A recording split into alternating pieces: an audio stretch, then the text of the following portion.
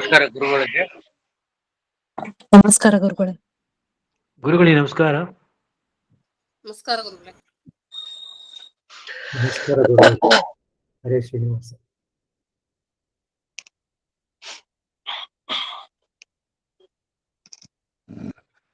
ಸುಮತಿಭಿರನುಮೇಜಂ ಶುಭ್ರಕಾಜಂ ಸಖಾಜಂ ಸುಖಮಜಮನಪಾಜಂ ಮುಕ್ತ್ಯುಪಾಜಂ ವಿಮಾಜಂ ದ್ರಹಜಮಹಮಮೇಜಂ ಧ್ಯೇಜಮಾಮ್ನಾಜಗೇಜಂ ಸದಜಮಸದಜೇಜಂ ಶ್ರೀಸಹಾಜಂ ಭಜೇಜಂ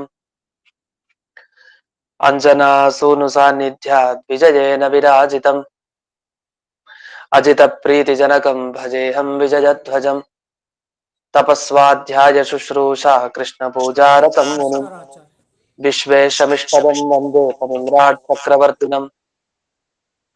ಶ್ರೀ ಗುರುಭ್ಯೋ ನಮಃ. ಹರಿ ಓಂ. ಜನ್ಮಾದ್ಯಸ್ಯ ಜತೋನ್ವಯಾದಿತರತಶ್ಚಾರ್ಥೇಷ್ವಭಿಘ್ನಸ್ವರಾಟ್ ತೇನೇ ಬ್ರಹ್ಮ ಹೃದಯ ಆದಿಕವಜೆ ಮುಹ್ಯಂತಿ ಯಂ ಸೂರಯಃ. ತೇಜೋ ವಾರಿಮೃದಾಂ ಯಥಾ ವಿನಿಮಯೋ ಯತ್ರ ತ್ರಿಸರ್ಗೋ ಮೃಷಾ ಧಾಮ್ನಾ ಸ್ವೇನ ಸದಾ ನಿರಸ್ತಕುಹಕಂ ಸತ್ಯಂ ಪರಂ ಧೀಮಹಿ. ಓಂ ಸ್ವಸ್ತ್ಯಸ್ತು ಸತಾಂ ಅಶೇಷ ಸನ್ಮಂಗಲಾನಿ ಭವಂತು. ಸಮ್ಯಕ್ ಶ್ಲೋಕೈಕ ಶ್ರವಣ ಪಠನ ಮಾತ್ರೇಣ ವಕ್ತುಶ್ಚ ಶ್ರೋತॄಣಾಂ ನಿಖಿಲ ಕಲಿಕೃತ ಕಲ್ಮಷ ಅಪನೋದನ ಪಡುತರೆ. ಶ್ರೀಮದ್ಭಾಗವತೆ ಮಹಾಪುರಾಣೆ ಪ್ರಥಮ ಸ್ಕಂಧೆ ತ್ರಯೋದಶಾಧ್ಯಾಯೇ ಅದ್ಯ ಕಥಾನುವಾದೇ ಸತಿ ಕಿಂಚಿತ್ ಪೂರ್ವ ಕಥಾನುವಾದಃ.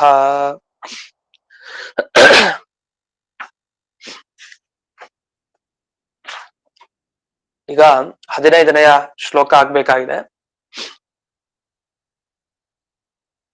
15ನೆಯ ಶ್ಲೋಕ. ಇಲ್ಲಿಯವರೆಗೆ ಹಿಂದೆ ಉತ್ಪಾತಗಳನ್ನ ವರ್ಣನೆ ಮಾಡ್ತಾ ಬಂದ ಧರ್ಮರಾಜ. ಪಾರಿವಾಳ ಹೀಗೆ ಹೋದ್ರೆ ಒಂದು ಸೂಚನೆ ಅಂತೆಲ್ಲ ಬಂತು ಹಿಂದಕ್ಕೆ. ಅದೇ ಸಂದರ್ಭದಲ್ಲಿ ಕೆಲವರು ಅನುಮಾನ ಎಲ್ಲ ಪ್ರಯೋಗ ಮಾಡಿದ್ದಾರೆ. ನಮಗೆಲ್ಲ ಶಾಸ್ತ್ರದಲ್ಲಿ ಬರೋ ಅನುಮಾನದ ತರ ಏನಿದೆ ಅದೇ ತರ ಇಲ್ಲಿ ಪ್ರಯೋಗ ಮಾಡಿದ್ದಾರೆ. ಅಂತೂ ಅದಿರ್ಲಿ. ಹೇಗೆ ಅಂದ್ರೆ, ಉದಾಹರಣೆಗೆ ಒಂದನ್ನ ಹೇಳಿ ಮುಂದಕ್ಕೆ ಹೋಗ್ತೀನಿ. ಉದಾಹರಣೆಗೆ, ಈ ಪಾರಿವಾಳ ಇದು ನಮ್ಮ ಮೃತ್ಯುವಿನ ಸೂಚನೆ ಮಾಡ್ಲಿಕ್ಕೆ ಅಂತಾನೆ ಬಂದಿದೆ. ಯಾಕೆ ಅಂದ್ರೆ ದಕ್ಷಿಣ ದಿಕ್ಕಿನಿಂದ ಶಬ್ದ ಮಾಡ್ತಾ ಬಂದಿದೆ ಅಂತ. ಹೀಗೆಲ್ಲ ಅನುಮಾನಗಳನ್ನು ಕೂಡ ಬೇರೆಯವರು ತೋರಿಸಿದ್ದಾರೆ. ಅಂತೂ ವಿಷಯ ಒಂದೇ. ಅದನ್ನ ಈ ರೀತಿ ಅನುಮಾನದ ಮುಖಾಂತರ ತೋರಿಸಿರೋ ಕ್ರಮ ಅದು ಭಾಗವತದ ಟಿಪ್ಪಣಿಗಳಲ್ಲೂ ನಾವು ಕಾಣ್ತೀವಿ. ಇನ್ನು ಮುಂದೆ ಈ 15ನೆಯ ಶ್ಲೋಕಕ್ಕೆ ಬಂದ್ರೆ, ಈ ಶ್ಲೋಕವನ್ನ ಮೊದಲಿಗೆ ನೋಡೋಣ. ಧೂಮ್ರಾದಿಶ ಪರಿಧಯಃ ಕಂಪತೆ ಕುಸ್ಸಹಸ್ರಹಾದ್ರಿಭಿಃ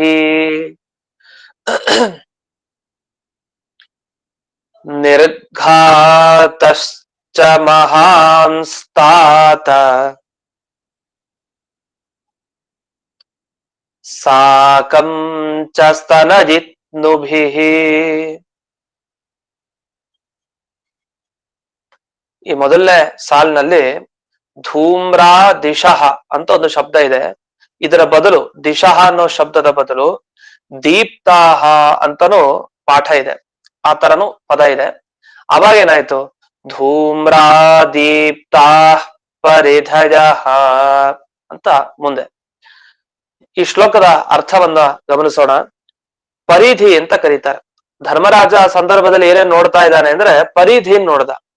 ಪರಿಧಿ ಅಂದ್ರೆ ನಮ್ಗೆ ಬೆಳಗ್ಗೆ ಸೂರ್ಯೋದಯ ಆಯ್ತು, ಆಮೇಲೆ ನಾವು ಒಂದಿಷ್ಟು ಹೊತ್ತಾದ್ಮೇಲೆ ನಾವು ಸೂರ್ಯನನ್ನ ಗಮನಿಸಿದ್ರೆ ಸೂರ್ಯ ಚೆನ್ನಾಗೆ ಕಾಣ್ತಾನೆ. ಆದ್ರೆ ಧರ್ಮರಾಜನಿಗೆ ಸೂರ್ಯ ಕಾಣ್ತಾ ಇಲ್ಲ, ಸರಿಗೆ ಎಡವಟ್ಟಾಗ್ತಾ ಇದೆ.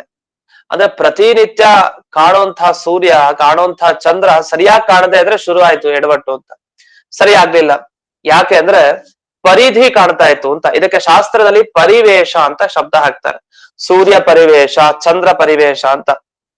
ಅದೇನಂದ್ರೆ ಈ ಸೂರ್ಯನ ಪ್ರಭೆ ಕಾಣುತ್ತೆ, ಅದರ ಹೊರಗಡೆ ಸುತ್ತಲೂ ಒಂದು ಪ್ರಭೆ, ಒಂದು ಬಳೆಯ ಆಕಾರದಲ್ಲಿ ಒಂದು ಸುತ್ತಲೂ ಒಂದು ಪ್ರಭೆ ಕಾಣಿಸತ್ತೆ. ಆ ತರ ನಮಗ್ ಕಾಣ್ಬಾರ್ದು. ಸೂರ್ಯ ಕಾಣ್ತಾನೆ, ನಿಜ ಚೆನ್ನಾಗಿದ್ದಾನೆ ಸೂರ್ಯ. ಆ ವರ್ತುಲಾಕಾರನಾದ ಸೂರ್ಯನ ದರ್ಶನ ಆಯ್ತು. ಅದೇ ಅದ್ರ ಸುತ್ತಲೂ ವಿಚಿತ್ರವಾಗಿ ಒಂದು ದೊಡ್ಡ ಆಕಾರದಲ್ಲಿ, ಒಂದು ಬಳೆ ಆಕಾರದಲ್ಲಿ ಪೂರ್ತಿ ಸುತ್ತಲಾಗಿ ಒಂದು ಕಾಣುತ್ತೆ. ಈ ಸೂರ್ಯ ಪರಿವೇಶ. ಹೀಗೆ ಚಂದ್ರನ ಸುತ್ತಲೂ ಅಷ್ಟೇ ಒಂದು ಪ್ರಭೆಯ ರೀತಿಯಲ್ಲಿ ಹಿಂದಕ್ಕೆ ಇನ್ನೊಂದು ಕಾಣುತ್ತೆ. ಸೂರ್ಯನ ಪ್ರಭೆ ಮುಂದೆ ಇನ್ಯಾವ ಪ್ರಭೆ, ಆದ್ರೆ ಅದ್ರ ಸುತ್ತಲೂ ಕೂಡ ಒಂದು ಬಳೆ ಆಕಾರದ ಒಂದು ಗುಂಡಕ್ಕೆ ಕಾಣುತ್ತೆ. ಇದು ಸೂರ್ಯ ಪರಿವೇಶ ಅಥವಾ ಚಂದ್ರ ಪರಿವೇಶ ಅಂತ ಅನ್ನಿಸ್ಕೊಳ್ಳುತ್ತೆ. ಇದನ್ನ ಧರ್ಮರಾಜ ಕಾಣ್ತಾ ಇದ್ದಾನೆ. ಇನ್ನು ಕಂಪತೆ ಕುಸ್ಸಹಾದ್ರಿಭಿ, ಅಷ್ಟೇ ಹೇಳಿದೆ. ಕು ಕು ಅಂದ್ರೆ ಭೂಮಿ ಅಂತ ಅರ್ಥ. ಭೂಮಿ ತಾನು ನಡಗೋದಲ್ದೆ ಪರ್ವತನೂ ಅಲ್ಲಿ ನಡಗ್ತಾ ಇದೆ. ಹಾಗಾದ್ರೆ ಪರ್ವತ ನಡಗ್ತಾ ಇದೆ, ಜೊತೆಗೆ ಭೂಮಿನೂ ನಡಗ್ತಾ ಇದೆ. ಭೂಕಂಪನ, ಪರ್ವತಗಳ ಕಂಪನ ಇದು ನಡೀತಾ ಇದೆ. ಇನ್ನು ಧೂಮ್ರಾದಿಶಃ, ಯಾವ ದಿಕ್ಕು ನೋಡಿದ್ರು ಹೊಗೆಯ ಬಣ್ಣ ಕಾಣ್ತಾ ಇದೆ ಎಲ್ಲ ದಿಕ್ಕುಗಳಲ್ಲಿ. ಅಂದ್ರೆ ಒಳ್ಳೆ ಸೂರ್ಯನ ಪ್ರಭೆ ಇದ್ರೆ ಒಳ್ಳೆ ಸ್ವಚ್ಛತೆ ಕಾಣಬೇಕು, ಆದ್ರೆ ಎಲ್ಲಾ ಕಡೆ ಒಂದ್ ರೀತಿ ಹೊಗೆಯ ಬಣ್ಣಗಳು, ಆ ಹೊಗೆಯ ವರ್ಣ ಕಾಣ್ತಾ ಇದೆ, ಯಾಕೋ ಸರಿ ಇಲ್ಲ. ಇನ್ನು ನಿರ್ಘಾತಶ್ಚ ಮಹಾಂಸ್ತಾತ, ಇದು ಏನಂದ್ರೆ ಗುಡುಗು ಬರ್ತಾ ಇದೆ, ಆದ್ರೆ ಮೋಡಗಳು ಯಾವುದು ಕಾಣ್ತಾ ಇಲ್ಲ.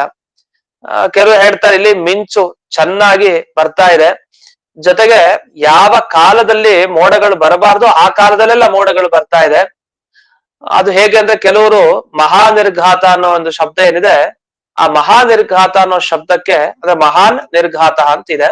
ಈ ಶಬ್ದಕ್ಕೆ ಏನ್ ಅರ್ಥ ಹೇಳ್ತಾರೆ ಅಂದ್ರೆ, ಈ ದಪ್ಪ ದಪ್ಪ ಈ ಮಳೆ ಅಂದ್ರೆ ಕಲ್ಲಿನ ಮಳೆ ಅಂತ ಏನ್ ಹೇಳ್ತೀವಿ, ಅದು ತುಂಬಾ ಬೃಹದ ಆಕಾರ, ದೊಡ್ಡ ಆಕಾರದಲ್ಲಿ ಕಲ್ಲಿನ ಮಳೆ ಅದು ಬೀಳ್ತಾ ಇದೆ. ದೊಡ್ಡದಾಗಿ ಗುಡುಗಿನ ಶಬ್ದ. ಹೀಗೆ ಒಟ್ಟು ಮಾಮೂಲಿ ಪರಿಸ್ಥಿತಿಯಲ್ಲಿ ಇದ್ದಾಗ, ಸಹಜವಾದ ಪರಿಸ್ಥಿತಿಯಲ್ಲಿ ಇದ್ದಾಗ ಹೇಗಿರ್ಬೇಕೋ ವಾತಾವರಣ ಹಾಗಿಲ್ಲ, ಬದಲಾಗ್ತಾ ಹೋಗ್ತಾ ಇದೆ. ಅದೆಲ್ಲ ಧರ್ಮರಾಜ ತಾನು ಅನುಭವಿಸಿದ್ದನ್ನ ಭೀಮಸೇನನಿಗೆ ಹೇಳ್ತಾ ಇದ್ದಾನೆ. ಇಷ್ಟಾಗಿ ಅಷ್ಟೇ ಅಲ್ಲ, ಗಾಳಿಯ ಬಗ್ಗೆ ಮುಂದೆ ವರ್ಣನೆ ಮಾಡ್ತಾನೆ. ಅಂದ್ರೆ ನಮಗೆ ಆಧ್ಯಾತ್ಮಿಕ, ಆಧಿಭೌತಿಕ, ಆಧಿದೈವಿಕ ಈ ಶಬ್ದಗಳಿಗೆ ನಾವು ಬೇರೆ ಬೇರೆ ಏನೇನೋ ಅರ್ಥ ಮಾಡ್ಕೊಂಡಿರ್ತೀವಿ. ಆದ್ರೆ ಭಾಗವತ ತಾನು ಧರ್ಮರಾಜನ ಮುಖಾಂತರ ಆದಿಭೌತಿಕ ಅಂದ್ರೆ ಯಾವ ರೀತಿ, ಆಧ್ಯಾತ್ಮಿಕ ಅಂದ್ರೇನು, ಆಧಿದೈವಿಕ ಅಂದ್ರೇನು ಅಂತ ಚೆನ್ನಾಗಿ ಬಿಡಿಸಿ ಬಿಡಿಸಿ ತೋರಿಸ್ತಾ ಇದ್ದಾರೆ. ಬಹುಶಃ ನಮ್ಗೆ ಎಲ್ಲಾ ಗ್ರಂಥಗಳಲ್ಲಿ ಈ ತಾಪತ್ರಯಗಳ ವಿವರಣೆ ಬಂದೇ ಬರುತ್ತೆ. ತಾಪತ್ರಯಗಳು ಜನರಿಗಿರುತ್ತೆ, ಯಾವುದು ಇವೆ 3 ತಾಪತ್ರಯ, ಅದು ಯಾವುದು ಅಂತ ಸರಿಯಾಗಿ ಸ್ಪಷ್ಟವಾಗಿ ನಮ್ಗೆ ಸಿಗೋದಿಲ್ಲ. ಅದನ್ನೆಲ್ಲ ಇಲ್ಲಿ ಭಾಗವತದ ಈ ಮೊದಲನೇ ಸ್ಕಂದದ ಈ 13ನೇ ಅಧ್ಯಾಯದಲ್ಲಿ ವಿಸ್ತಾರವಾಗಿ ಧರ್ಮರಾಜನ ಮುಖಾಂತರ ಈ ತಾಪತ್ರಯಗಳ ವಿವರಣೆ ಇಲ್ಲಿ ಮಾಡಿದ್ದಾರೆ. ಇನ್ನು 16ನೇ ಶ್ಲೋಕ. ವಾಯುರ್ವಾತಿ ಖರ ಸ್ಪರ್ಶೋ ರಜಸಾ ವಿಸೃಜಂ ತಮಃ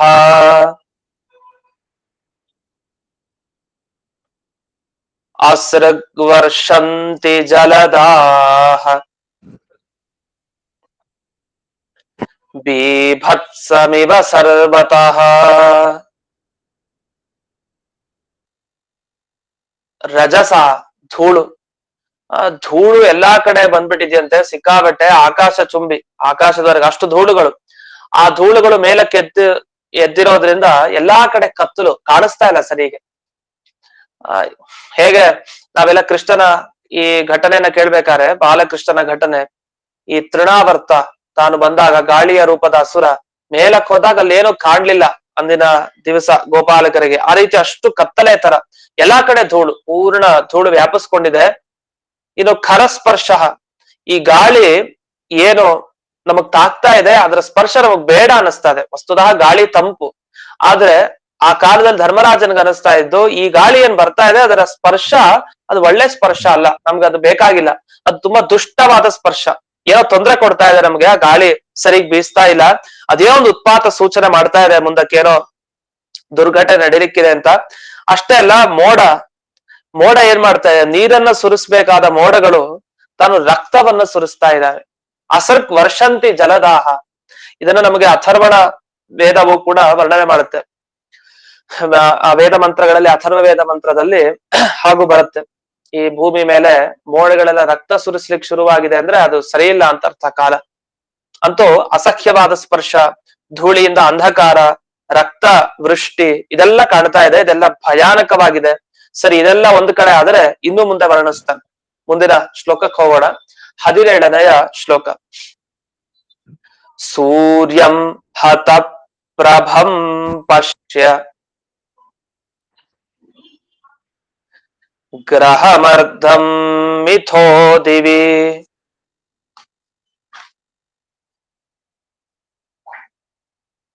ಇಲ್ಲಿ ಅರ್ಧಂ ಅಂತ ಮಾಡ್ಕೊಡಿ, ಅರ್ಧಂ ಅಲ್ಲ, ಅರ್ಧ. ಸಸಂಕುಲೇ ತು ಭಗಣೆ ಜ್ವಲಿತೆ ಇವ ರೋದಸಿ. ಸೂರ್ಯನ್ನ ನೋಡ್ತಾ ಇದ್ದಾನೆ ಧರ್ಮರಾಜ. ಯಾಕೋ ಆ ಸೂರ್ಯನಲ್ಲಿ ಕಾಂತಿನೇ ಇಲ್ಲ, ಕಾಂತಿ ಕಳ್ಕೊಂಡಿದ್ದಾನೆ ಸೂರ್ಯ. ಹಾಗೆ ನೋಡು ಭೀಮ, ಸೂರ್ಯನ್ ನೋಡಿದ್ರೆ ಕಾಂತಿನೇ ಇಲ್ಲ ಅವನಲ್ಲಿ ನೋಡು ಅಂತ ಭೀಮನಿಗೆ ಹೇಳ್ತಾ ಇದ್ದಾನೆ. ಇನ್ನು ಮೇಲೆ ಈ ನಕ್ಷತ್ರಗಳು ಎಲ್ಲ ನೋಡ್ತಾ ಇದ್ರೆ, ಸೂರ್ಯನಾಗ್ಲಿ, ಈ ಕಡೆ ಚಂದ್ರ, ನಕ್ಷತ್ರಗಳು, ಯಾಕೋ ಇವೆಲ್ಲ ಪರಸ್ಪರ ಯುದ್ಧ ಮಾಡ್ಲಿಕ್ಕೆ ಅಂತ ನಿಂತಿದ್ದಾವೆ ಅಂತ ಅನ್ನಿಸ್ತಾ ಇದೆ. ಹತ್ತತ್ರ ಕಾಣ್ತಾ ಇದೆ ಎಲ್ಲಕ್ಕೂ ಕೂಡ ನಕ್ಷತ್ರಗಳು. ದೂರದಲ್ಲಿರೋ ನಕ್ಷತ್ರಗಳು ಇಂದಿನ ದಿವಸ ಹತ್ರಕ್ ಬಂದಿದ್ದಾವೆ. ಯಾಕೋ ಇವೆಲ್ಲ ಸೇರಿ ಜಗಳ ಮಾಡ್ಲಿಕ್ಕೆ ಕಾಯ್ತಾ ಇದಾವೆ, ಏನೋ ಒಂದು ಯುದ್ಧ ನಡಿಲಿಕ್ಕಿದೆ. ಸಸಂಕುಲೆ ಸತಿ ಅಂತ, ಸಾಂಕರ್ಯ ಎಲ್ಲ ಒಟ್ಟೊಟ್ಟಿಗೆ ಜೊತೆ ಒಂದರಲ್ಲಿ ಒಂದು ಸೇರ್ಕೊಂಡ್ಬಿಟ್ಟಿದೆ. ಯಾಕೋ ಇದು ನೋಡ್ತಾ ಇದ್ರೆ ರೋದಸಿ ಜ್ವಲಿತೆ ಇವ. ಇನ್ನು ಸ್ವಲ್ಪ ಹೊತ್ತರಲ್ಲಿ ಭೂಮಿ ಆಕಾಶ ಎರಡು ಅದು ಪೂರ್ಣ ಪ್ರಜ್ವಲಿಸ್ತಾ ಇರೋ ತರ, ಬೆಂಕಿಯ ರೀತಿಯಲ್ಲಿ ಪ್ರಜ್ವಲಿಸತ್ತೆ, ಎಲ್ಲ ಭಸ್ಮ ಆಗೋ ತರ ಅನ್ನಿಸ್ತಾ ಇದೆ. ಅಷ್ಟು ಕಠಿಣವಾದ ತಾನು ಒಂದು ಘಟನೆಯನ್ನ ತಾನು ನೋಡ್ತಾ ಇದ್ದಾನೆ ಧರ್ಮರಾಜ. ಅವನಿಗೆ ಅಷ್ಟು ಅನುಭವಕ್ಕೆ ಬರ್ತಾ ಇದೆ. ಇಲ್ಲಿ ಭಗಣೆ ಅಂತ ಒಂದು ಶಬ್ದ ಹಾಕಿದ್ದಾರೆ. ಭ ಅಂದ್ರೆ ನಕ್ಷತ್ರಗಳು ಅಂತ ಅರ್ಥ. ಭ ಅಂದ್ರೆ ಹೊಳೆಯುವಂತಹ ನಕ್ಷತ್ರಗಳಿಗೆ ಭ ಅಂತ ಕರೀತಾರೆ. ಅದರ ಗಣ, ಅದರ ಗುಂಪು ಸಸಂಕುಲೆ ಜೊತೆ ಗೂಡ್ಬಿಟ್ಟಿದೆ. ಯಾಕೋ ಏನೋ ಈ ಪರಸ್ಪರ ಗ್ರಹಗಳೆಲ್ಲ ಒಟ್ಟೊಟ್ಟಿಗೆ ಹೊಡೆದಾಡ್ಕೊಂಡು ಏನೋ ಒಂದು ದುರ್ಘಟನೆಯನ್ನ ಸೂಚಿಸ್ತಾ ಇದೆ. ಇಡೀ ಹೊತ್ಕೊಂಡ್ ಬಿಡುತ್ತೋ ಏನೋ, ಈ ಭೂಮಿ ಮತ್ತೆ ಆಕಾಶ ಸೇರಿ ಹೊತ್ಕೊಳ್ಳುತ್ತೆ, ಆ ರೀತಿ ಒಂದು ದುಸ್ಸೂಚನೆ ನನಗೆ ಅನ್ನಿಸ್ತಾ ಇದೆ ಇದೆಲ್ಲ ಅಂತ ಇಷ್ಟು ವರ್ಣನೆ ಮಾಡಿ ಇನ್ನು ಮುಂದಕ್ಕೆ ವರ್ಣಿಸ್ತಾನೆ. ನದಿಗಳ ಬಗ್ಗೆ ಎಲ್ಲ ವರ್ಣಿಸ್ತಾ ಬರ್ತಾನೆ. 18ನೆಯ ಶ್ಲೋಕ. ನದ್ಯೋ ನದಾಶ್ಚ ಕ್ಷುಭಿತಾಃ ಸರಾಂಸಿ ಚ ಮನಾಂಸಿ ಚ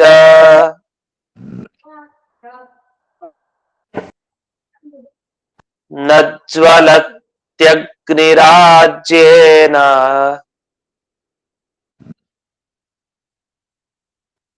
ಕಾಲೋಯಂ ಕಿಂ ವಿಧಾಸ್ಯತಿ. ನದ್ಯೋ ನದಾಶ್ಚ ಕ್ಷುಭಿತಾಃ. ನದಿಗಳು ಮತ್ತೆ ನದಗಳು ಎರಡು, ನದ ಮತ್ತೆ ನದಿ ಅಂದ್ರೆ ಗಂಡು ನದಿಗಳು ಮತ್ತೆ ಸ್ತ್ರೀ ನದಿಗಳು ಅಂತ. ಶೋಣ ಮುಂತಾದ ನದಿಗಳಿರದೆ ಪುಂ ನದಿಗಳು, ಗಂಡು ನದಿಗಳು. ಈ ನದಿಗಳಾಗ್ಬೋದು, ಬೇರೆ ನದಿಗಳು ಎಲ್ಲ ನೋಡ್ತಾ ಇದ್ರೆ ಯಾಕೋ ಕಾರಣ ಇಲ್ದೆ, ಒಂದ್ ಸರೋವರ ನೋಡಿ, ಒಂದ್ ನದಿ ನೋಡಿ, ಒಂದ್ ನದ ನೋಡಿ, ಯಾವ್ದು ನೋಡಿದ್ರು ಅಥವಾ ಯಾರ ಮನಸ್ಸನ್ನು ನೋಡಿದ್ರು ಕೂಡ ಕಾರಣನೇ ಇಲ್ಲ. ತಾನಾಗೆ ಕ್ಷುಭಿತ, ಕ್ಷೋಭೆ, ತುಂಬಾ ಸ್ಟ್ರೆಸ್ ಆಗ್ಬಿಡಿದೆ, ಟೆನ್ಷನ್ ಒಳಗಾಗಿರೋ ತರ ಮನುಷ್ಯರು. ಆ ತರ ನದಿಗಳೆಲ್ಲ, ನದಗಳೆಲ್ಲ, ಜೊತೆಗೆ ಈ ಮನಸ್ಸುಗಳೆಲ್ಲ ಕ್ಷೋಭೆಗೊಂಡಿದೆ ಸಿಕ್ಕಾಬಟ್ಟೆ. ಅದ ನೋಡಿದ್ರೆ ಅರ್ಥ ಆಗ್ತಾ ಇದೆ ಏನೋ ಒಂದು ಸರಿ ಇಲ್ಲ ಅಂತ. ಜಡ ಪದಾರ್ಥಗಳಲ್ಲೂ ಈಗ ಆಗ್ಲಿಕ್ಕೆ ಶುರು ಆಗಿದೆ ಅಂತ. ವಾಸ್ತವಿಕವಾಗಿ ಜಡ ಪದಾರ್ಥದ ಒಳಗಡೆ ದೇವತೆಗಳೆಲ್ಲ ಇರ್ತಾರೆ, ಅವ್ರಿಗೆಲ್ಲ ಗೊತ್ತಾಗಿದೆ ಕೃಷ್ಣ ಪರಂಧಾಮಗೆ ಇದ್ದಾನೆ ಅಂತ. ದೇವರ ವಿರಹ ಸಹಿಸ್ಲಿಕ್ಕೆ ಆಗ್ತಾ ಇಲ್ಲ ಒಟ್ಟು. ಆ ನಿಟ್ಟಿನಲ್ಲಿ ಏನೇನೋ ಆಗ್ತಾ ಇದೆ ಜಗತ್ತಲ್ಲಿ ಘಟನೆ, ಅದನ್ನೆಲ್ಲ ವರ್ಣನೆ ಮಾಡ್ತಾ ಇದ್ದಾರೆ. ಜೊತೆಗೆ ನಜ್ವಲತಿ ಅಗ್ನಿ ರಾಜ್ಯೇನ, ಅಲ್ಲಿ ಅಗ್ನಿ ರಾಜ್ಯ ಅಂತ ಮಾಡ್ಕೊಳ್ಬಾರ್ದು, ಅಗ್ನಿ ಆಜ್ಯ ಅಂತ ಮಾಡ್ಕೊಳ್ಬೇಕು. ಆಜ್ಯ ಅಂದ್ರೆ ತುಪ್ಪ. ತುಪ್ಪ ಹಾಕಿದ್ರೆ ಬೆಂಕಿ, ಅಗ್ನಿ ಚೆನ್ನಾಗಿ ಉರಿಯುತ್ತೆ. ಆದ್ರೆ ತುಪ್ಪ ಹಾಕೋದೇ ಬೇಡ, ಹಾಗೆ ಉರಿತಾ ಇದೆ ಬೆಂಕಿ. ಇದಕ್ಕೇನ್ ಅರ್ಥ ಮಾಡ್ಕೊಬೇಕು? ತುಪ್ಪ ಹಾಕಿದ್ರೆ ಉರಿಯಬೇಕಾದ ಬೆಂಕಿ ಇಂದಿನ ದಿವಸ ತುಪ್ಪ ಹಾಕದೇನೆ ಉರಿತಾ ಇದೆ ಜೋರಾಗಿ.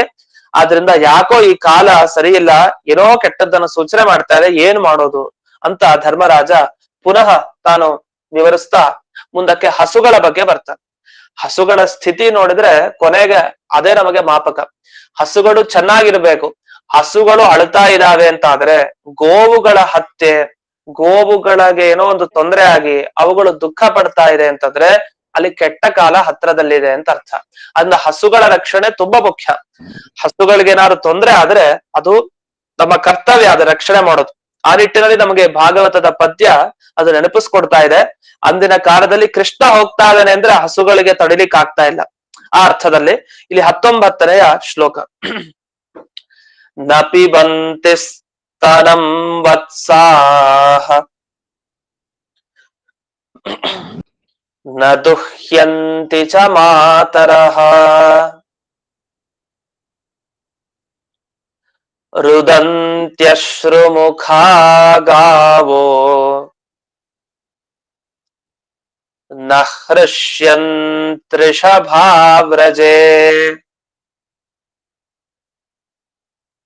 ದೈವತಾನಿ ರುದಂತೀವ ಖಿದ್ಯಂತಿ ಹ್ಯುಚ್ಚಲಂತಿ ಚ.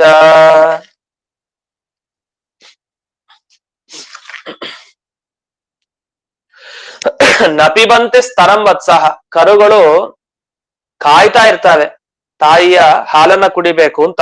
ಹಸುವಿನ ಹಾಲು ಕರುಗಳು ಕಾಯ್ತಾ ಇರ್ತವೆ, ಆದ್ರೆ ತಾಯಿಯ ಬಳಿ ಕರುಗಳು ಹೋಗ್ತಾನೆ ಇಲ್ಲ ಹಾಲು ಕುಡಿಬೇಕು ಅಂತ. ತನ್ಪಾಡಕ್ ತಾನು ಆರಾಮಾಗಿದ್ದಾವೆ. ಆರಾಮಾಗಿರೋದ್ರೆ ಆ ಮುಖದಲ್ಲಿ ಒಂಥರ ಬಾಡಿದೆ ಮುಖ, ಆ ರೀತಿ ಕಾಣ್ತಾ ಇದೆ. ನ ಪಿಬಂತಿ ಸ್ತರಂ ವತ್ಸಹ, ಯಾಕೂ ಕುಡಿಲಿಕ್ಕೆ ಹೋಗ್ತಾನೆ ಇಲ್ಲ. ನ ದುಃಖ್ಯಂತಿ ಚ ಮಾತರ, ಸರಿ ಕರುಗಳಿಗೆ ನಾನು ಹಾಲು ಕೊಡ್ಬೇಕು ಅಂತ ತಾಯಿಯಂದ್ರಿಗೂ ಅನ್ನಿಸ್ತಾ ಇಲ್ಲ. ಆ ತರ ಇದೆ. ಅಷ್ಟೇ ಅಲ್ಲ, ಏನೋ ಬೇಡ, ತೃಪ್ತವಾಗಿದೆ, ಇಬ್ರು ತೃಪ್ತಿಯಲ್ಲಿ ಇದ್ದಾರೆ, ಆದ್ರಿಂದ ಕರುವಿಗೆ ಹಾಲನ್ನ ಕೊಡ್ತಾ ಇಲ್ಲ ಹಸುಗಳು ಅಂದ್ರೆ. ಆ ತರ ಅಲ್ಲ. ರುದಂತಿ ಅಶ್ರು ಮುಖಾಹ ಗಾವಹ, ಆ ಕಣ್ಣು ನೋಡದೆ ನೀರ್ ಹರಿತಾ ಇದೆ. ಅಶ್ರು ಮುಖಾಹ ಗಾವಹ, ಹಾಗಾದ್ರೆ ಹಸುಗಳು ಕಣ್ಣೀರಿಡ್ತಾ ಇದ್ದಾವೆ ಈ ಸಂದರ್ಭದಲ್ಲಿ. ಅಷ್ಟೇ ಅಲ್ಲ, ನ ಹೃಷ್ಯಂತಿ ಋಷಭಾವ್ರಜೆ, ಎತ್ತುಗಳು, ಆ ಎತ್ತುಗಳು ಅವುಗಳು ಕೂಡ ಸಂತೋಷದಿಂದ ಅಲ್ಲಿ ಆಟ ಆಡ್ತಾನೆ ಇಲ್ಲ, ಹಸುಗಳ ಜೊತೆ ವಿಹಾರ ಮಾಡ್ತಾ ಇಲ್ಲ ಸಂತೋಷವಾಗಿ. ಈ ತರ ಹಸುಗಳು, ಕರುಗಳು, ಎತ್ತುಗಳು ಯಾವುದು ಸರಿಯಾಗಿಲ್ಲ. ಇದೆಲ್ಲ ಯಾವ್ದು ಸರಿ ಇಲ್ಲ, ಇದಕ್ಕೆ ತೊಂದರೆ ಆಗಿದೆ, ಏನೋ ಒಂದು ಈ ತರ ಭಾವನೆಯಲ್ಲಿ ಇದಾವೆ ಅಂತಂದ್ರೆ ಏನೋ ಕೆಟ್ಟ ಕಾಲ ಸಮೀಪ ಇದೆ, ಅದು ಸರಿ ಇಲ್ಲ ಆ ಕಾಲ ಅಂತ ಅರ್ಥ. ನಮ್ಗೆ ಭಾಗವತದ ಪದ್ಯ ಗೋವುಗಳ ರಕ್ಷಣೆ ವಿಷಯದಲ್ಲಿ ಎಚ್ಚರಿಸ್ತಾ ಇದೆ. ರುದಂತಿ ಇವ, ಅಷ್ಟೇ ಅಲ್ಲದೆ ಪ್ರತಿಮೆಗಳು ಕಾಣ್ತಾ ಇದೆ. ಪ್ರತಿಮೆಗಳು ಕಲ್ಲಿನ ಪ್ರತಿಮೆಗಳಾಗಬಹುದು, ಬೇರೆ ಬೇರೆ ಲೋಹದ ಪ್ರತಿಮೆಗಳಾಗಬಹುದು, ಅದೆಲ್ಲ ಯಾಕೋ ಅಳ್ತಾ ಇದಾವೆ ಅನ್ನಿಸ್ತಾ ಇದೆ ಆ ಪ್ರತಿಮೆಗಳು ನೋಡಿದ್ರೆ ಅಂತ. ಯಾಕಂದ್ರೆ ಅಲ್ಲಾಡ್ತಾ ಇದೆ ಪ್ರತಿಮೆಗಳು, ಅಳ್ತಾ ಇರೋ ತರ ಮುಖ ಬಾಗಿ ಹೋಗಿದೆ, ಅಷ್ಟು ಬಾಡಿ ಹೋಗ್ತಾ ಇದೆ. ಇದೆಲ್ಲ ನೋಡ್ತಾ ಇದ್ರೆ ಏನೋ ಒಂದು ಕಾದಿದೆ ಅಂತ. ಅಂದ್ರೆ ಸಾಕ್ಷಾತ್ ಕೃಷ್ಣ ತಾನು ಅವತಾರ ಮುಕ್ತಾಯ ಮಾಡಿ ತಾನು ಹೋಗ್ತಾನೆ ಅಂದ್ರೆ ಏನೇನ್ ಆಗ್ತಾ ಇದೆ ಪರಿಸ್ಥಿತಿ, ಅದನ್ನ ನೆನಪಿಸ್ಕೊಳ್ಲಿಕ್ಕೂ ಅಸಾಧ್ಯ. ಹೆದರಿಕೆ ಆಗ್ತಾ ಇದೆ ಧರ್ಮರಾಜನಿಗೆ. ಇದನ್ನೆಲ್ಲ ಹೇಳ್ತಾ ಭೀಮನಿಗೆ ನಿವೇದನೆ ಮಾಡ್ತಾ ಹೋಗ್ತಾ ಇದ್ದಾನೆ.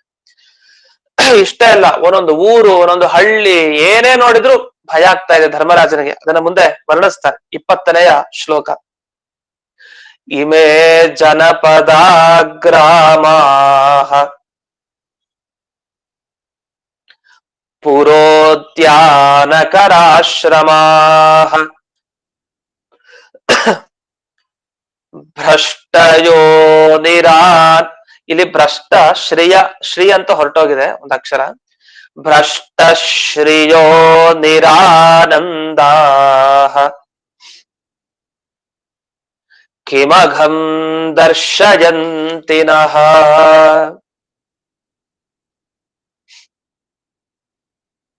ಭ್ರಷ್ಟಶ್ರೇಯ ಅಂತ ಒಂದು ಊರು ಅಂದ್ರೆ ಎಷ್ಟು ಚೆನ್ನಾಗಿ ಹೊಳಿತಾ ಇರ್ಬೇಕು, ಜನರು ಎಷ್ಟು ಚೆನ್ನಾಗಿರ್ತಾರೆ, ಗೋವುಗಳೆಲ್ಲ ಇದೆ, ಇರೋ ಪ್ರಾಣಿಗಳು, ಇರೋ ಮನುಷ್ಯರೆಲ್ಲ ಸರಿ ಇಲ್ಲ ಅಂದ್ರೆ ಆ ಅವರು ವಾಸಿಸುವಂತಹ ಒಂದು ಹಳ್ಳಿ ಆಗ್ಬಹುದು, ಅವ್ರು ವಾಸಿಸುವಂತಹ ದೇಶಗಳಾಗಬಹುದು, ಇದೆಲ್ಲ, ಅಥವಾ ಉದ್ಯಾನ ಆಗಬಹುದು, ಅಥವಾ ಯಾವುದೋ ಒಂದು ಆಶ್ರಮ ಆಗ್ಬಹುದು, ಅಥವಾ ನಗರ ಆಗ್ಬಹುದು, ಯಾವುದೇ ಆಗಬಹುದು, ಅದ್ ಯಾವುದು ಸುಖ ಇಲ್ಲ, ಸಮೃದ್ಧಿ ಇಲ್ಲ, ಅದೆಲ್ಲ ತಮ್ಮ ಕಾಂತಿಯನ್ನ ಕಳ್ಕೊಂಡಿದ್ದಾವೆ. ಭ್ರಷ್ಟ ಶ್ರೇಯ, ಶ್ರೀ ಅಂದ್ರೆ ಸಂಪತ್ತೆಲ್ಲ ಕಳ್ಕೊಂಡಿದ್ದಾವೆ. ಆನಂದ, ಶ್ರೀ ಲಕ್ಷ್ಮೀನೇ ಇಲ್ಲ ಅಂದ್ಮೇಲೆ ಆನಂದ ಎಲ್ಲಿಂದ ಬರುತ್ತೆ ಅಂತ. ಈ ಜನಪದ, ಜನಪದ ಅಂದ್ರೆ ದೇಶಗಳು, ಗ್ರಾಮ ಅಂದ್ರೆ ಹಳ್ಳಿಗಳು, ಪುರ ಅಂದ್ರೆ ನಗರ, ಉದ್ಯಾನ ಅಂದ್ರೆ ಈ ಉದ್ಯಾನಗಳು ಪ್ರಸಿದ್ಧ, ಇನ್ನು ಉದ್ಯಾನಕರ ಆಶ್ರಮ, ಕರ ಅಂದ್ರೆ ಕೊಳ, ಇನ್ನು ಆಶ್ರಮ. ಹೀಗೆ ನಹ ಕಿಮಘಂ ದರ್ಶಯಂತಿ, ಇವೆಲ್ಲ ಏನೋ ಒಂದು ನಮಗೆ ಸೂಚನೆ ಮಾಡ್ತಾ ಇದೆ, ಏನೋ ಒಂದು ದೊಡ್ಡ ಆಚರಣೆ ಅನಿಷ್ಟವನ್ನ ನಮಗೆ ಸೂಚನೆ ಮಾಡ್ತಾ ಇದ್ದಾವೆ ಅಂತ. ಹೀಗೆ ಧರ್ಮರಾಜನಿಗೆ ಸುತ್ತಲೂ ಮುತ್ತಲೂ ಗಮನಿಸ್ತಾನೆ, ಯಾವ ವಸ್ತುನು ಅವನಿಗೆ ಸರಿ ಕಾಣ್ತಾ ಇಲ್ಲ. ಏನೋ ಒಂದು ಎಡವಟ್ಟಿನ ಸೂಚನೆ ಅವನಿಗೆ ಅನುಭವಕ್ಕೆ ಬರ್ತಾ ಇದೆ. ಇಷ್ಟೆಲ್ಲ ತಾನು ಹೇಳಿ ಮುಂದೆ ಇನ್ನೊಂದು ಮಾತನ್ನು ಹೇಳ್ತಾನೆ. ನನಗೆ ನಿಜವಾಗಿ ಅನ್ನಿಸ್ತಾ ಇರೋದು ಏನು ಅಂದ್ರೆ ಇದೆ ಅಂತ. ಈಗ ಅವನು ತನ್ನ ಅಭಿಪ್ರಾಯ ವ್ಯಕ್ತಪಡಿಸ್ತಾನೆ. ಯಾಕೆಂದ್ರೆ ಇಲ್ಲಿವರೆಗೂ ತಾನು ಬಾಯಿ ಬಿಟ್ಟು ಹೇಳಿರ್ಲಿಲ್ಲ. ಕೃಷ್ಣ ತಾನು ನಿರ್ಯಾಣ ಹೊಂದುತ್ತಾನೋ ಏನೋ, ಯಾದವ ಕುಲಕ್ಕೆ ಸಂಕಷ್ಟ ಬಂದಿದೆ, ಯಾವುದನ್ನು ಕೂಡ ಏನು ಹೇಳೋದಿಲ್ಲ. ತಾನು ಈಗ ಒಂದು ಮಾತನ್ನ ಹೇಳ್ತಾನೆ. ಮನ್ಯಯೇತೈರ್ ಮಹೋತ್ಪಾತೈಃ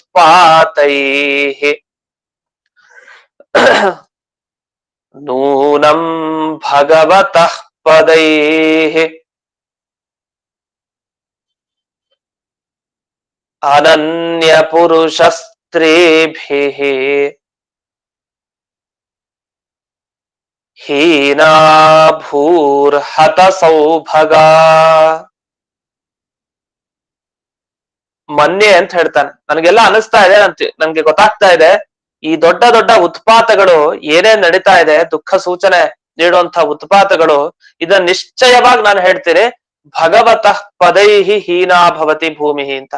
ಈ ಭೂಮಿ ಆ ಕೃಷ್ಣನ ಪಾದದ ಆ ಹೆಜ್ಜೆಗಳೇನಿದೆ, ಆ ಹೆಜ್ಜೆಗಳಿಂದ ವಂಚಿತವಾಗತ್ತೆ ನಿಜವಾಗಿ ಈ ಭೂಮಿ ಅಂತ ಅನ್ನಿಸ್ತಾ ಇದೆ. ಅಂದ್ರೆ ಕೃಷ್ಣ ಪರಂಧಾಮಕ್ಕೈತಾನೆ ಅಂತ ಅರ್ಥ.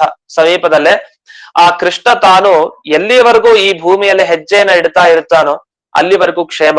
ತಾನು ಯಾಕೋ ಹೆಜ್ಜೆಯನ್ನ ಇಡೋದನ್ನ ಬಿಡ್ತಾ ಇದ್ದಾನೆ ಅಂತ ಅನ್ನಿಸ್ತಾ ಇದೆ. ಅದಕ್ಕೆ ಇದೆಲ್ಲ ಸೂಚಕ. ಅವನು ಬಿಡ್ತಾನೆ ಅನ್ನೋದಕ್ಕೆ ಕಾರಣ ಏನು ಅಂದ್ರೆ ಅನನ್ಯ ಪುರುಷ ಸ್ತ್ರೀಭಿ. ಇಲ್ಲಿವರೆಗೂ ಈ ನಾನು ನೋಡಿದ, ನನ್ನ ರಾಜ್ಯದಲ್ಲಿ ನೋಡಿದ ಪುರುಷರಾಗ್ಲಿ ಸ್ತ್ರೀಯರಾಗ್ಲಿ ಇಂಥವ್ರ ಮುಂದೆ ಜಗತ್ನಲ್ಲಿ ಬರ್ಲಿಕ್ಕೆ ಸಾಧ್ಯ ಇಲ್ಲ. ದೇವಾನು ದೇವತೆಗಳು ಅಂದಿನ ಕಾಲದ ಪುರುಷರು ಸ್ತ್ರೀಯರು ಅವರೆಲ್ಲ ಅನನ್ಯ ಭಕ್ತರು, ದೇವರಲ್ಲೇ ಭಕ್ತಿಯನ್ನು ಇಟ್ಟವರು. ಅವರು ಯಾಕೋ ಅವರು ತಾವು ಕೂಡ ಕಳೆಗುಂದಿದ್ದಾರೆ ಅಂದ್ರೆ ಇದೆಲ್ಲ ಸೂಚನೆ ಏನು? ದೇವರು ಹೊರಡ್ತಾ ಇದ್ದಾನೆ, ಅವನ ಹೆಜ್ಜೆ ಈ ಭೂಮಿಗೆ ಸ್ಪರ್ಶ ಆಗಲ್ಲ ಇನ್ನು ಮುಂದಕ್ಕೆ, ಆ ರೀತಿ ಆಗ್ತಾ ಇದೆ. ಕೃಷ್ಣ ತಾನು ಅವತಾರ ಸಮಾಪ್ತಿಯನ್ನ ಮಾಡ್ತಾ ಇದ್ದಾನೆ ಅಂತ ಅನಿಸ್ತಾ ಇದೆ. ಇನ್ನು ಹತ ಸೌಭಾಗ, ಎಲ್ಲ ಸೌಭಾಗ್ಯವನ್ನ ಕಳ್ಕೊಂಡ ಆಗಿದೆ. ಪುರುಷರಾಗ್ಲಿ ಸ್ತ್ರೀಯರಾಗ್ಲಿ ಭಗವಂತರನ್ನೇ ಶರಣಾಗತಿಯನ್ನ ಪಡೆದವರು ಇಂದಿನ ದಿವಸ ತಾವೆಲ್ಲ ಕಳೆಗುಂದಿದ್ದಾರೆ. ನಿಜವಾಗಿ ಇಂತಹ ಪುರುಷರು ಅನನ್ಯ ಪುರುಷರು. ಪುರುಷರ ಸೌಂದರ್ಯವೇ ಅದ್ಭುತ ಅಂತಾರೆ, ಹೊಸಗೂ ಸ್ತ್ರೀಯರ ಸೌಂದರ್ಯ ಅದ್ಭುತ ಅಂತ ವರ್ಣನೆ ಮಾಡೋದಿದೆ. ಇಲ್ಲಿ ಇಬ್ಬರ ವರ್ಣನೆನೂ ಒಂದು, ಸ್ತ್ರೀಯರು ಪುರುಷರು ಇಬ್ಬರು ತಮ್ಮ ಸೌಂದರ್ಯ ಕಳ್ಕೊಂಡಿದ್ದಾರೆ ಅಂತ ಒಂದು. ಮತ್ತೊಂದು ಈ ಶ್ಲೋಕದಲ್ಲಿ ಅನನ್ಯ ಪುರುಷ ಸ್ತ್ರೀಭಿ ಅಂತ ಸ್ತ್ರೀ ಅನ್ನೋ ಶಬ್ದ ಹಾಕಿದ್ದಾರೆ ಎರಡನೇ ಲೈನಲ್ಲಿ. ಅಲ್ಲಿ ಇನ್ನೊಂದು ಶಬ್ದ ಹಾಕ್ತಾರೆ ಅದರ ಬದಲು, ಅನನ್ಯ ಪುರುಷ ಶ್ರೀಭಿಹಿ. ಶ್ರೀ ಅಂದ್ರೆ ಕಾಂತಿ, ಅದನ್ನ ಹಾಕ್ತಾರೆ. ಅಂತೂ ಪುರುಷರು ತಮ್ಮ ಕಾಂತಿಯನ್ನ ಕಳ್ಕೊಂಡಿದ್ದಾರೆ, ಈ ಕಡೆ ಸ್ತ್ರೀಯರು ಪುರುಷರು ಇಬ್ರು ಕಾಂತಿಯನ್ನ ಕಳ್ಕೊಂಡಿದ್ದಾರೆ. ಇಂಥ ಪುರುಷರು ಸ್ತ್ರೀಯರು ಇದನ್ನು ಈ ಪ್ರದೇಶ ಬಿಟ್ಟು ಬೇರೆ ಕಡೆ ಕಾಣ್ಲಿಕ್ಕೆ ಸಾಧ್ಯ ಇಲ್ಲ. ಅಷ್ಟು ಉತ್ತಮೋತ್ತಮ ಸ್ತ್ರೀಯರು ಪುರುಷರೆಲ್ಲ ಅಂದಿನ ಕಾಲದಲ್ಲಿ ಕೃಷ್ಣನ ಸೇವೆಯನ್ನ ಮಾಡ್ತಾ ತಲ್ಲೀನರಾಗಿದ್ದವರು ಅವರೆಲ್ಲ ಕಳೆಗುಂದುತ್ತಾ ಇದ್ದಾರೆ. ಅಂದ್ರೆ ಭಗವತಃ ಪದೈಹಿ ನೂನಂ ಹೀನಾಭೂಹು, ಎಲ್ಲ ಸೌಭಾಗ್ಯ ಕಳ್ಕೊಳ್ಳೋ ಪರಿಸ್ಥಿತಿಯಲ್ಲಿ ಇದೆ ಭೂಮಿ ಅಂತ ಅರ್ಥ. ಇಷ್ಟೆಲ್ಲ ಆಯ್ತು. ಇಷ್ಟೆಲ್ಲ ಹೇಳಿ ತಾನು ಯೋಚನೆ ಮಾಡ್ತಾ ಇದ್ದ. ಆಗೇನಾಯ್ತು ಅನ್ನೋದನ್ನ ಮುಂದಿನ ಭಾಗವತ ಪದ್ಯ ವಿವರಿಸ್ತಾ ಇದೆ. ಇತಿ ಚಿಂತಯತಸ್ತಸ್ಯ ದೃಷ್ಟಾರಿಷ್ಟೇನ ಚೇತಸ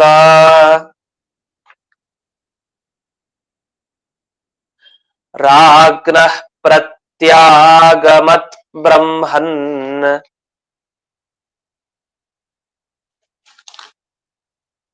ಯದು ಪುರ್ಯಾಃ ಕಪಿಧ್ವಜಃ.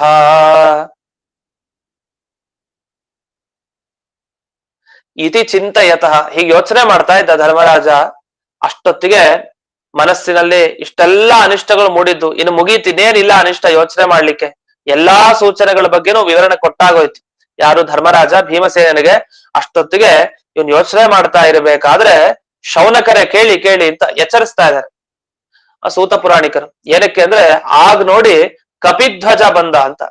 ಕಪಿಧ್ವಜ ನಮಗೊತ್ತು, ಅರ್ಜುನ ತನ್ನ ರಥದಲ್ಲಿ ಹನುಮಂತ ಕಪಿಯನ್ನ ಧ್ವಜವನ್ನಾಗಿ ಇಟ್ಟುಕೊಂಡವನು, ಅಂಥ ರಥ. ಇಂಥ ಕಪಿಧ್ವಜನಾದ ಅರ್ಜುನ ತಾನು ಆ ಕಡೆ ಯದುಪುರಿಯಿಂದ ಅಂದ್ರೆ ದ್ವಾರಕಾಪಟ್ಟಣದಿಂದ ಈ ಕಡೆ ಬಂದ ಅಂತ. ಪ್ರತ್ಯಾಗಮ, ಅದಕ್ಕೆ ತಾನೇ 7 ದಿವಸ ಆಗಿದೆ ಅಷ್ಟೇ ಅರ್ಜುನ ಹೋಗಿ. ಅಷ್ಟರಲ್ಲಿ ಇವೆಲ್ಲ ಸೂಚನೆ ಸಿಕ್ಕಿದೆ. ಯಾಕೆ ಅರ್ಜುನ ಬರ್ಲಿಲ್ಲ ಅನ್ನೋ ಚಿಂತೆಯಲ್ಲಿ ಮುಳುಗಿದ್ದ ಧರ್ಮರಾಜ. ಇಷ್ಟೆಲ್ಲ ಯೋಚಿಸಿ ಮುಕ್ತಾಯ ಮಾಡಿದ ಅಷ್ಟೊತ್ತಿಗೆ ಆ ಕಡೆಯಿಂದ ಅರ್ಜುನ ತಾನು ಬಂದ ಮೇಲೆ ಏನ್ ಮಾಡ್ದ? ತಕ್ಷಣ ಅವನ ಮುಖ ನೋಡಿದಾಗ ಏನಾದ್ರು ಮನಸ್ಸು ಸಮಾಧಾನ ಆಗ್ಬೇಕಲ್ಲ, ಏನಾಯ್ತು ಅಂತ ಅದನ್ನ ಮುಂದಿನ ಶ್ಲೋಕ ವಿವರಣೆ ಮಾಡ್ತಾ ಇದೆ. ಅದನ್ನ ನೋಡಿ ಇಂದಿನ ಈ ಪಾಠವನ್ನ ಮುಕ್ತಾಯ ಮಾಡ್ತೇನೆ. 23ನೇ ಶ್ಲೋಕ. ತಂ ಪಾದಯೋರ್ ನಿಪತಿತಂ ಅಯಥಾ ಪೂರ್ವಮಾತುರಂ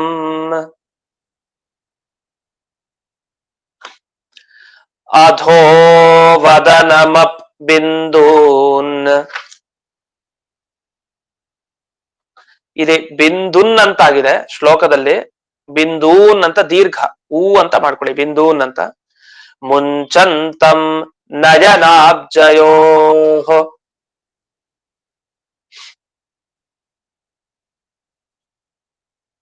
ಅರ್ಜುನ ತಾನು ಬಂದ, ಆದ್ರೆ ಹೇಳ್ತಾರ ಅಯಥಾಪೂರಂ, ಧರ್ಮರಾಜನ ಗೊತ್ತಾಯ್ತು ಎಂದಿಗೂ ಕೂಡ ಅರ್ಜುನ ದೂರಕ್ಕೆ ಹೋದವನು ವಾಪಸ್ ಬರ್ಬೇಕಾದ್ರೆ ಈ ತರ ಬರ್ತಾ ಇರ್ಲಿಲ್ಲ. ಆದ್ರೆ ಈ ಸಲ ಅರ್ಜುನ ಯಾಕೋ, ಹಿಂದೆ ನಾನು ಎಂದಿಗೂ ಇಂಥ ಮುಖ ನೋಡ್ಲಿಲ್ಲ ಅರ್ಜುನನದು, ಆ ರೀತಿ ಏನೋ ವ್ಯಕ್ತಿತ್ವವನ್ನ ಪಡೆದುಕೊಂಡು ಬಂದಿದ್ದಾನೆ. ಬಂದ ತಕ್ಷಣ ಪಾದಯೋರ್ ನಿಪತಿತಂ, ಬಂದು ಈ ಧರ್ಮರಾಜನ ಅಣ್ಣನ ಪಾದಗಳಿಗೆ ನಮಸ್ಕಾರ ಮಾಡ್ದ ನಿಜ. ಆದ್ರೆ ಮುಖ ನೋಡಿದ್ರೆ ಆತುರತೆ ಅಂದ್ರೆ ಸಂಭ್ರಮ ಅಂತ ಅರ್ಥ ಅಲ್ಲ. ಇಲ್ಲಿ ಆತುರ ಅಂತಂದ್ರೆ ಅಂದ್ರೆ ಆತುರವಾಗಿ ಮಾಡೋ ಕೆಲಸ ಆತರ ಅಲ್ಲ. ಆತುರ ಅಂದ್ರೆ ಸಂಸ್ಕೃತದಲ್ಲಿ ಒಬ್ಬ ರೋಗಿ ಅಂತ ಅರ್ಥ. ರೋಗಿಯ ರೀತಿಯಲ್ಲಿ ಮುಖ ಕಾಣ್ತಾ ಇದೆ, ಏನೋ ಆಗ್ಬಿಟ್ಟಿದೆ, ಅದು ಮಾನಸಿಕವಾಗಿ ಅವನಿಗೆ ಗೊತ್ತಾಗಿದೆ. ಏನೋ ಒಂಥರ ಮಾನಸಿಕ ರೋಗವನ್ನ ಹೊತ್ಕೊಳ್ಳೋ ರೀತಿಯಲ್ಲಿ ಅರ್ಜುನನ ಮುಖ ದರ್ಶನ ಆಗ್ತಾ ಇದೆ. ಅಧೋವದನ, ಯಾಕೆಂದ್ರೆ ಊರ್ಧ್ವವದನ ಅಲ್ಲ, ಅವನ ಮುಖವನ್ನ ತಗ್ಗಿಸ್ಕೊಂಡಿದ್ದಾನೆ ಈ ಸಂದರ್ಭದಲ್ಲಿ. ನಯನ ಆಬ್ಜಯೋಹೋ, ಇರೋದು ಕಮಲದಂತಹ ಕಣ್ಣು ಅವನದು, ಆದ್ರೆ ಸುರಿತಾ ಇರೋದು ಹನಿ ಸುರಿತಾ ಇದೆ, ಅಮೃತ ಸುರಿತಾ ಇಲ್ಲ, ಮಕರಂದ ಸುರಿತಾ ಇಲ್ಲ. ಯಾಕೆ ಅರ್ಜುನ ತಾನು ಕಣ್ಣಿನಿಂದ ಈ ಕಡೆ ನೀರನ್ನ ಹಾಕ್ತಾ ಇದ್ದಾನೆ? ಅರ್ಜುನನ ಕಣ್ಣಿನಲ್ಲಿ ನೀರು ಯಾಕೆ ಅನ್ನೋದು ಪ್ರಶ್ನೆ.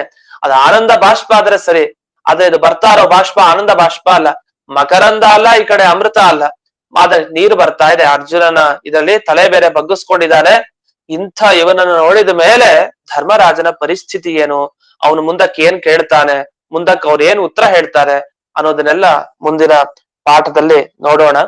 ಮುಂದಿನ ಪಾಠ ಇದು ನಾಳೆ ನಾಡಿದ್ದು ಅನಧ್ಯಯನ ಆಗಿರೋದ್ರಿಂದ ನಾಳೆ ನಾಡಿದ್ದು ಪಾಠ ಇರೋದಿಲ್ಲ.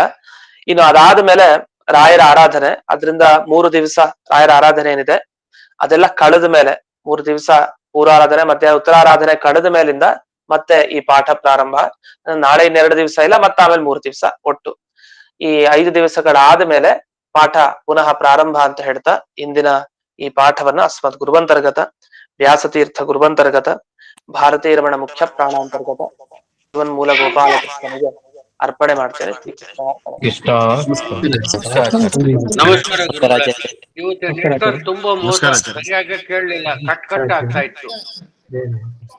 ಹೌದಾ, ರೆಕಾರ್ಡ್ ಆಗಿರುತ್ತೆ, ಕೇಳ್ರಿ. ನಮಸ್ಕಾರ ಆಚಾರ್ಯ. ನಮಸ್ಕಾರ ಆಚಾರ್ಯ. 5 ದಿವಸಗಳಲ್ಲಿ